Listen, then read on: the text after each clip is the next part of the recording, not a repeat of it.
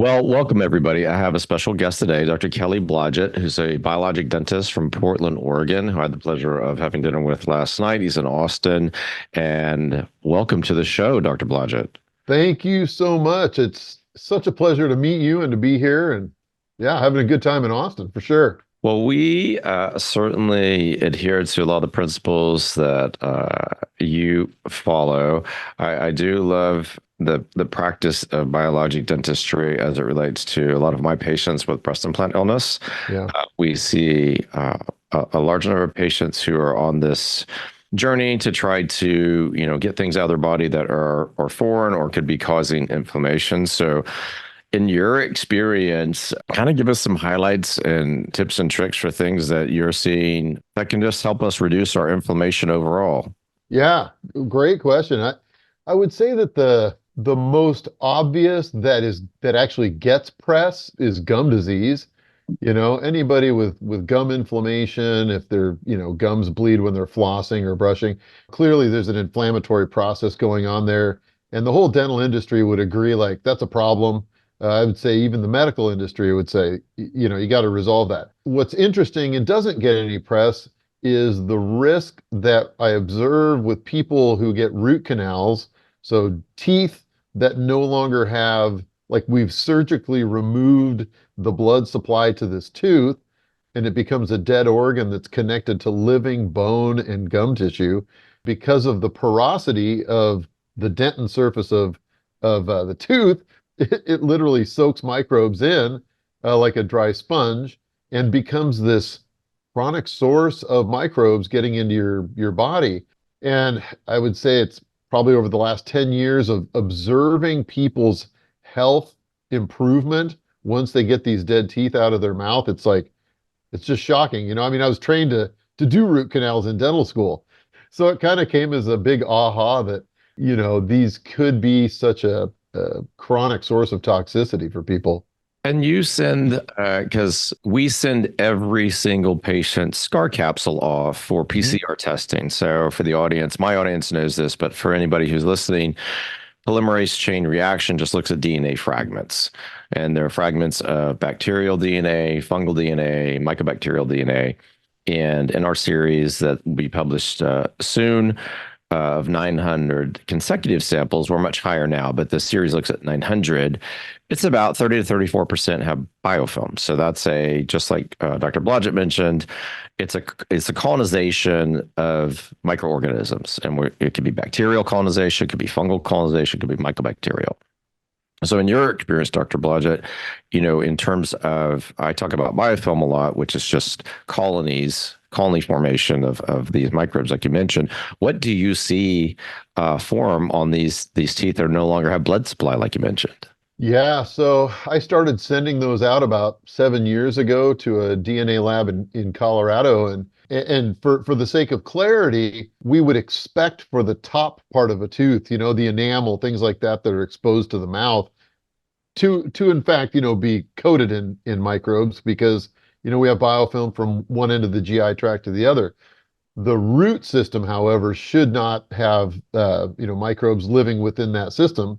So far, every root that I've sent, which is probably a little over 500 roots now, have all been loaded with either, it's some mixture of bacteria, viruses, parasites, things of that nature inside the roots. Not all, by the way, will have, like, some, when we look at x-rays in the dental world, and for anybody who's had a root canal, let's say, or somebody, the dentist has told them, oh, I think you need a root canal, there might be an abscess at the tip of the root. Well, the vast majority that I send in don't have abscesses. It's just a root that, quote unquote, looks normal on an x-ray. Yet the patient, it's interesting because one of the things I hear from the human beings that I'm helping is they say, I know something's wrong with us. They have this intuitive sense that something's wrong. But of course, our objective means of measurement, x-rays, especially when it's two-dimensional, limited to two-dimensional x-rays, we just can't see it. You can't see microbes on an x-ray. So yeah, my experience is so far they're all loaded with microbes in a place where we shouldn't have that. So this is even higher than what, I see. And I've tried to, be as careful about, sampling them and sending them to this, like you're using one laboratory, and it's a research-based laboratory that does lots of PCR testing. So we feel like we're getting quality information back, but I get asked all the time, just like you do, can we know these things up front? And like, no, there's not a way to see a microscopic process on a macroscopic exam. Yeah, absolutely. Whether it's a CT, MRI, X, like you said, regular X-ray. Of course, the answer is no. Yeah. So, this kind of goes back to limitations in both dental training and medical training about how we assess and assign symptoms to a disease and then try to create a treatment plan in these settings where, microbes form biofilm, which stimulates our immune system. In this case, probably cause a chronic, almost prodromal type phase of, maybe not be completely infected all the time in the bone. But I used to I would make a mandible out of a fibula. That was part of my career. Complicated.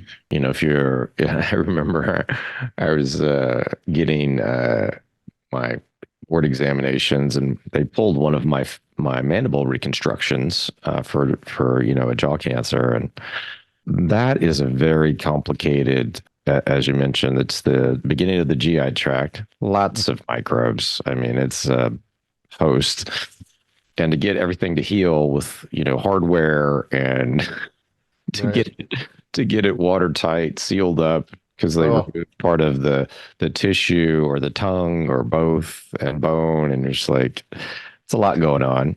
Yeah. So I certainly feel I'm surprised we didn't have more issues, but yeah, I know the body's a miracle. yeah, well, that's amazing. So I feel like, and you mentioned a little bit of how the oral cavity, obviously, is the beginning of the GI tract, and when you don't have a functioning or a good microbiome, how it leads to all sorts of other problems. So if you're not digesting your food, not eliminating your food, or having normal bowel movements, absorption is a huge, kind of, to me, it's a big black box. People ask me all the time things like, Dr. Whitfield, can I eat a bunch of collagen and my skin get better? I'm like, well, the short answer is no, because collagen is such a big molecule that you can't absorb it. So it has to be hydrolyzed into smaller peptides so that we can absorb things. But as you mentioned, when we were discussing earlier, like people have to have normal, if you want to call it waste management, going on to be healthy. Yeah. Maybe you could, talk about the oral health and how that affects your gut microbiome and then downstream. Yeah.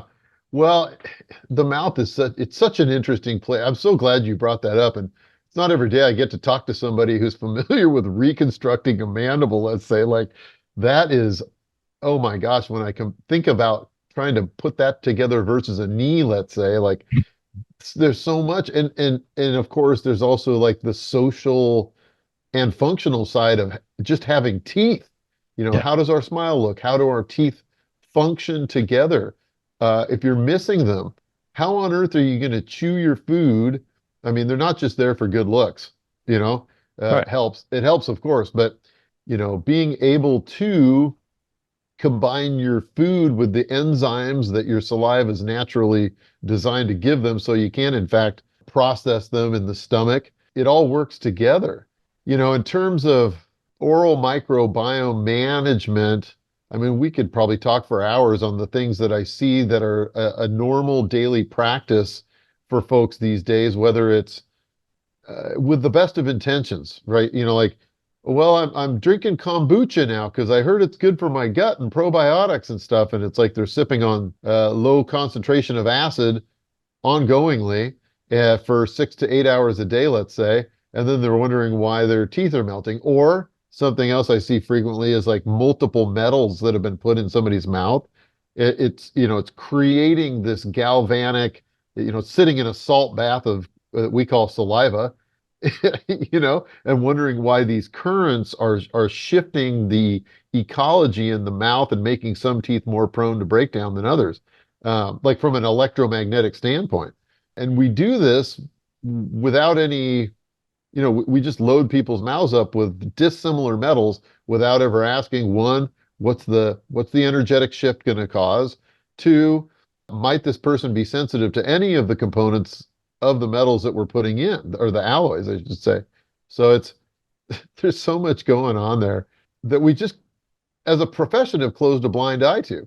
Yeah, I get a lot of folks who obviously are trying to, as you've probably experienced, shift into a more natural, more holistic kind of state of well-being. So I have women who've had breast augmentation or breast reconstruction, no longer desire to have a breast implant. It's a big decision to make, and they just want to feel better and get healthier. And they'll do, as you know, when you have a lot of women are very sturdy and they will do all sorts of things to themselves to feel better, whether it's intense sauna, workouts, diets, supplements, fasting, like whatever you can name. Women are incredibly not averse to discomfort or whatever it takes to get stuff done. And I have to have, and you can tell me if I'm wrong, I try to get people just to eat whole foods and avoid obviously anything ultra processed. And I want them not to acidify or alkalize their fluid intake. So I try to be pretty specific about what I want in a prep phase, because I put people on really high protein diets and I give them digestive enzymes, because if you ramp up their protein, you'll get a bad gut situation with fermentation if you don't help them digest it with more proteases. So like, I don't really care what diet you have. I'm not the diet, monitor. I just want the protein to be higher and, cut out bad carbs and bad fats. And then you'll be on a more healthier, journey. And I'm sure that will help your oral health as well, as long as you're paying attention to, and I'm sure you can give us some tips about that. But I went to, we were talking about, teeth cleaning before we went on, and I went and had mine, cleaned the other day. And I've always had a pretty high protein diet, and that causes buildup on my lower teeth, on the buccal surface. The hygienist is like, you eat a lot of protein, don't you? And I'm like, yeah, I do. And I always will, because I function better on a higher protein diet. So I try to get everybody doing this.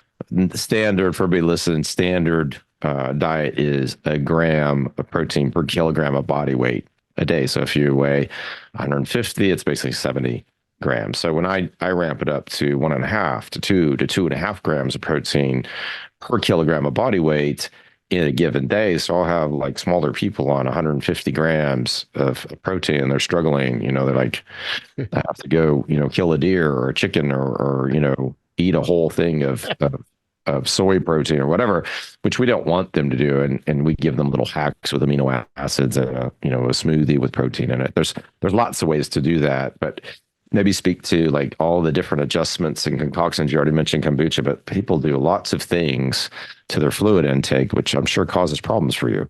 Yeah, and when I think of the general population and what is socially driven, I guess you might say, like, there aren't like thousands of Starbucks for no reason. You know what I mean? like, like I just think of, and interestingly, most of them aren't going in and asking for a bulletproof coffee. It's like, I want I actually, yeah, they want the Frappuccino with the 4 pumps, and unfortunately, because not only are the substances risky from an oral health standpoint, but we're putting them in vessels where you can easily sip on them with a lid, all like for hours. Right. And one of the greatest risks in oral health is the frequency of exposure. So, I mean, if I were to think of, let's say somebody had to have a can of Coke a day. They were just like, I got to have my can of Coke, and they said, what's the best way to drink this? Well, I would say, well, one, if you could have it with food, that's going to help, decrease risk due to the inherent sugars and acidity. But also, if you could get it into your, through past your mouth in the shortest amount of time, that's going to also decrease risk. Now, that's probably going to put a tax on your pancreas and your insulin levels. But again, like, people today, like when you and I were kids, you'd get a can of Coke. If you opened it up, like you had to drink it. You couldn't take it to class. You couldn't put a lid on it. You know what I mean? And today it's like the availability of those substances on an ongoing basis has just, it's like at an all-time high. You know, the concept of, well, let's fluoridate the daylights out of everybody doesn't work. If it Right. did, we've been fluoridating communities for decades now, and Doesn't change. generally speaking, decay rates haven't decreased, you know? No. And to your point, like, and we have to have discussions, and I'm pretty plain with people. If you want to work with us and put in the time and effort, just like it would be to go visit you in Portland, there's some certain just fundamental things you have to do. You have to cut out, for me, gluten and dairy, sugars that don't come from foods. So ultra processed foods have to be eliminated, basically, if you're going to be part of the process that helps you get better. And sugar is a huge problem. It's incredibly addictive. If Mm. you've ever seen a little one have their first, ice cream or whatever, it's basically a huge dopamine rush, which is like crack to a Yeah. kid. And I guess if you want to be really critical, how we were taught growing up is you have your, Cheerios or Fruit Loops and a big thing of orange juice, which is just packed with sugar. Yeah. So you wonder why kids have you have trouble getting them in the car, and the teacher's like, why won't your kids won't calm down? But you've just loaded them up with a ton of fructose, which we Yeah. don't really break down.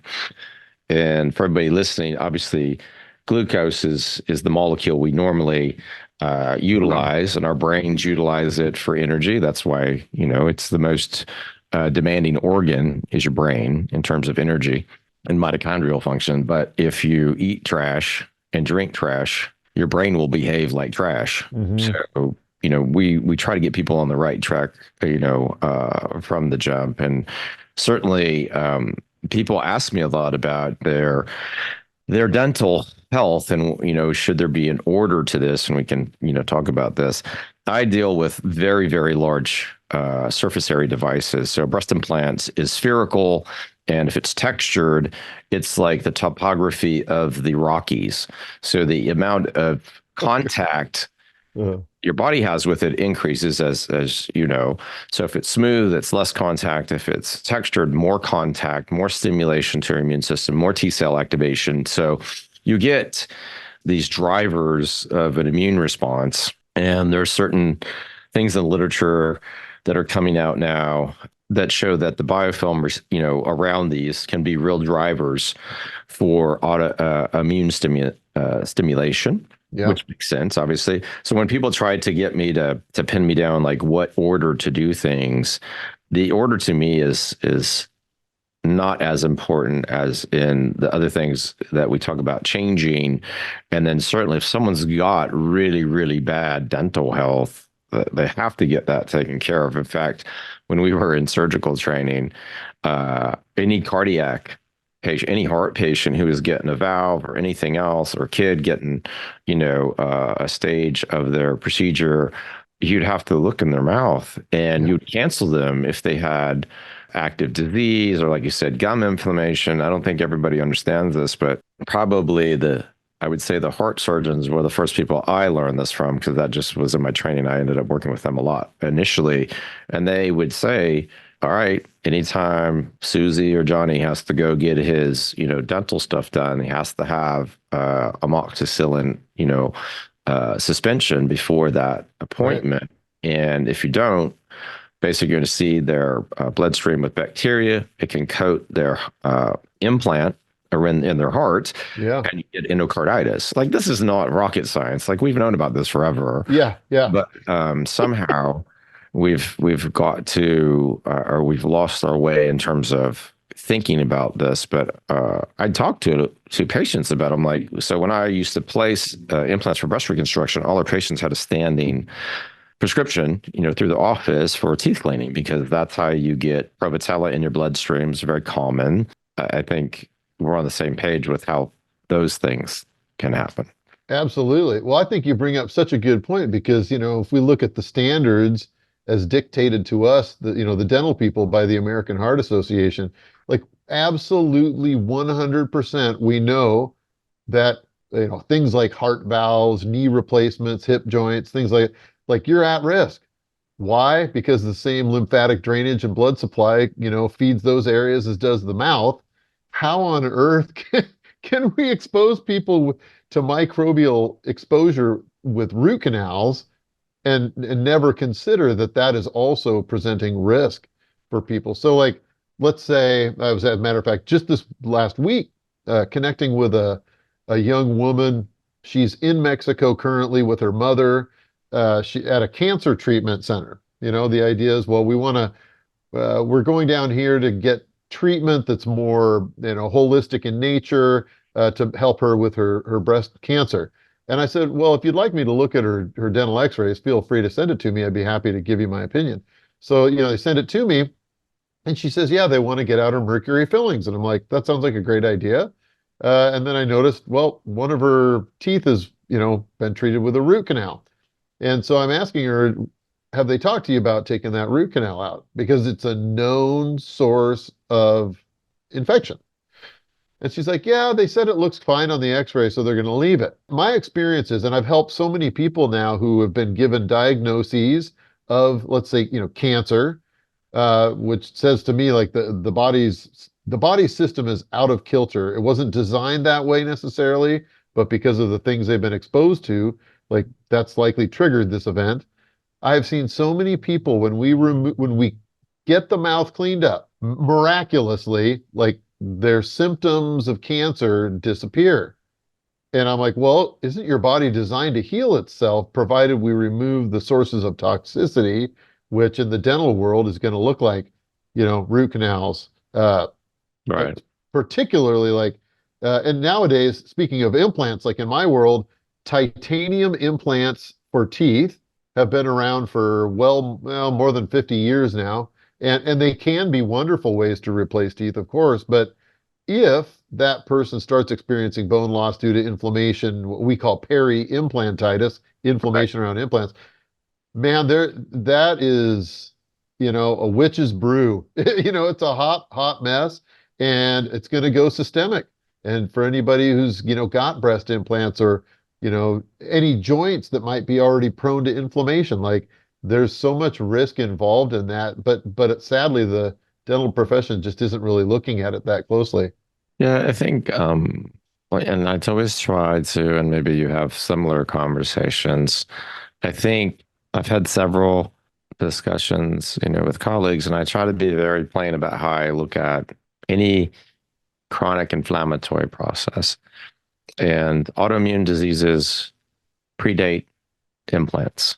So, whether it's dental or breast or a knee, autoimmune diseases have been around since, I think first reports are late 1800s, basically, is when you can really kind of see them. First breast implants, 1962 in Houston, Cronin and Giroux, placed it. It's a Dow Corning device. And I don't know the first titanium dental implant. But so the body has a chronic inflammatory process. We already know you can have it without implants. Mm-hmm. So if you place an implant in somebody who's already genetically predisposed to this, sprinkle in mold, lime, phthalates from your plastic water bottle, or glyphosates from your, herbicide, pesticide infested food that you're eating from the dirty dozen, and some, heavy metals, because the groundwater where you live, like where I live, has arsenic in it. It's not really a good situation for you. Yeah, totally. It's pretty complicated. So a lot of those patients to us will look the same, I'm sure. Yeah. Yeah, absolutely. Absolutely. Well, and that's right. It's the same human host, just expression is going to be individualized, of course. But, one of the things we were talking about last night that I appreciated so much is like the art of listening as a healthcare provider slash healer, someone who listens. It's amazing to me what people are able to, like the lens through which I can see their health story if I slow down to listen, especially about their history and where they came from and what they're exposed to and, what their food choices are like. I mean, I love asking the question, tell me about your diet as a kid. And Right. and then what, did it change at all when you went through high school or college or, your early adult life?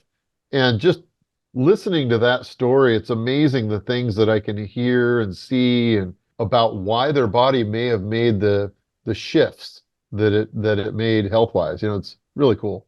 Yeah, I mean, it was as we were talking about last night. Is I would be in training, so I trained for 6 years of general surgery and 2 years of plastic surgery, and we would go have. We want to go see a ball game. We go to a sports place to watch games, and we get like wings and have a beer, like normal stuff. But I would get sick and get bloated, and I couldn't have much in the way of beer without feeling really bad. And people were like, "Oh, Kelly, you're soft. You can't have a beer." Da da da da. And I'm like, I don't know what's going on. And I remember as a plastic surgery resident, a friend of mine said, because I told him, I'm like, yeah, every time I have a beer, I just don't feel good. He's like, oh, well, you should, just try a different drink, try a liquor or something. And it all went away because it was not gluten. So I'm a non-celiac, gluten sensitive, person. And this was inherited by my daughter. And when she was in 2017, we went to attend a Super Bowl party and brought our kids. It was a kid-friendly party, and they had too many like whatever beanie weenies or pigs in a blanket or whatever. And the next day, she didn't feel well, and I remember she ran up to me with this horrified look on her face and started dry heaving. And of Whoa. course, I'm the guy who spent, the better part of his career taking care of kids with cancer, women with cancer. So I immediately go to bad places in my head. I'm like, oh my God, she has some kind of pancreatic tumor. Immediately, like, all right, we're going to the pediatric, ER and get a CAT scan because, Rob has to know that there's nothing wrong that's going to my child. But ultimately, she has non-celiac gluten sensitivity. Uh, HLA typing shows that it's not celiac disease, and we know her genetics. And so, for everybody listening, if you don't detox well, so your immune system has very specific ways to detox, and you have a lot of exposures, and you eat poorly, and you don't sleep, and you drink out of plastic bottles, and you use bad products that are, not paraben free or things that are unsafe. I think the latest data said that women use products that contain 100 different chemicals that they apply to their skin daily. Jeez. So if you just think of that, that's a lot of things to expose a very sensitive endocrine system to, because women don't have the testosterone to buffer out some of the things caused to that increase their cortisol or affect their estrogen. Or, I mean, it's just a complicated situation that's not getting any better. Honestly, it's just getting complicated. Yeah, what you just described, I visualize my shower, Rob. I'm like, I got a bar of soap. My wife's side is very, a lot more products. And it's just they're marketed to, right? Right. It's yeah. Right. I mean, But in terms of detoxification, for anybody listening, you can go to the environmental working group website and put in the product you're using, because whether it's for you or your children, I've had people have lots of different exposures, and triclosan is an antibacterial that's in a lot of products like wet wipes, but you absorb that stuff and so do your kids.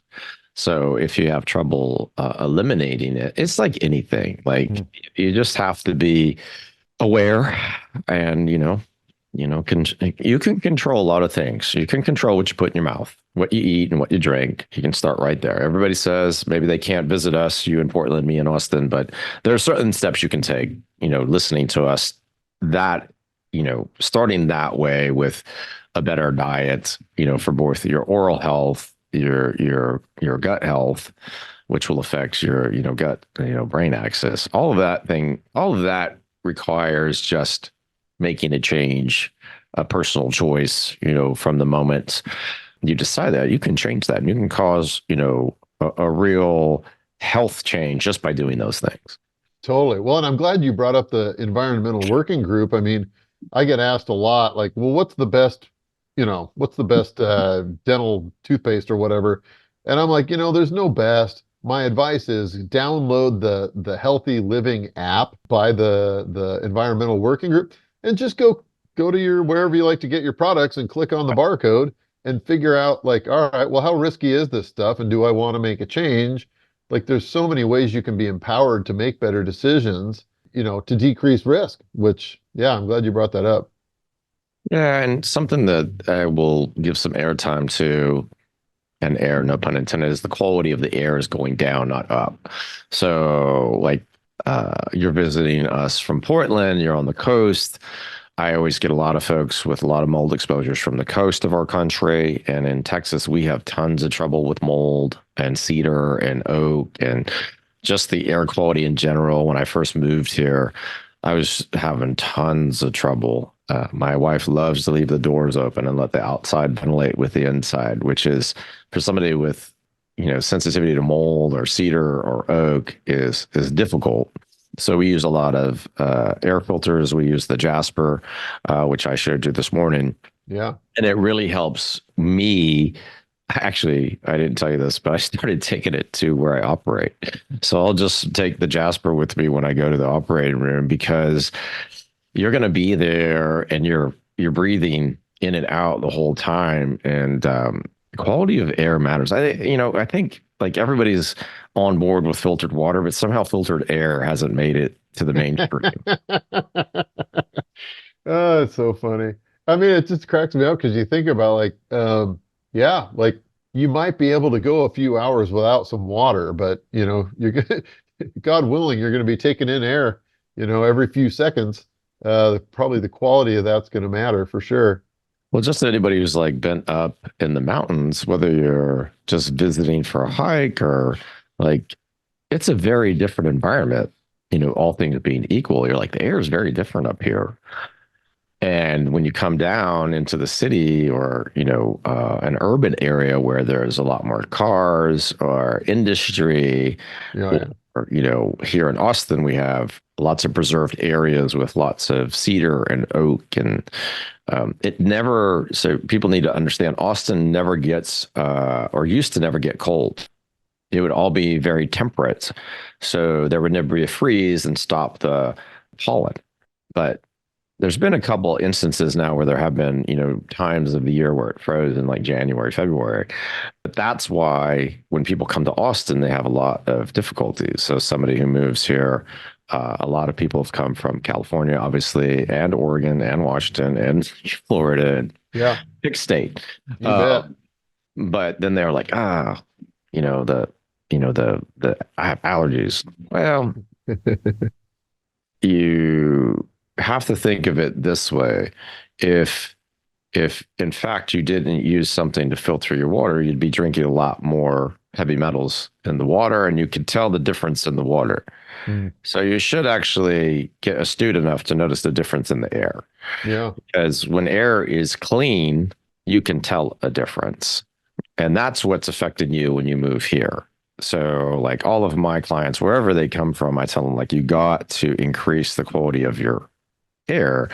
And we, give them information regarding that. And it's probably one of the first times they've really thought about it critically, like versus obviously thinks, like all the media and marketing that's gone to water filtration. My goodness, right. is a ton.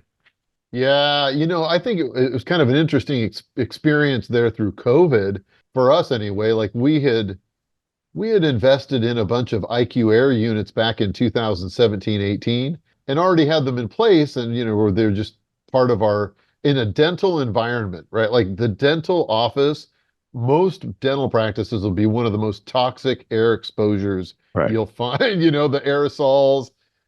So it kind of makes sense, like, well, if you just intentionally filter your air there, it's going to be so much better. So I Right. remember I got called one day by the local ABC News affiliate, and they wanted to know, hey, you guys are going back to work. The state government has said you can get in there now. Like, how are you going to manage all this stuff? And I'm like, oh my gosh, come in and take a look at this, right? Like, if we're concerned about viruses, bacteria, all this stuff, and air filtration. Like, check out what we've been using for a few years now. And they're like, oh my gosh, why wouldn't every dental office use this? This makes Right. so much sense.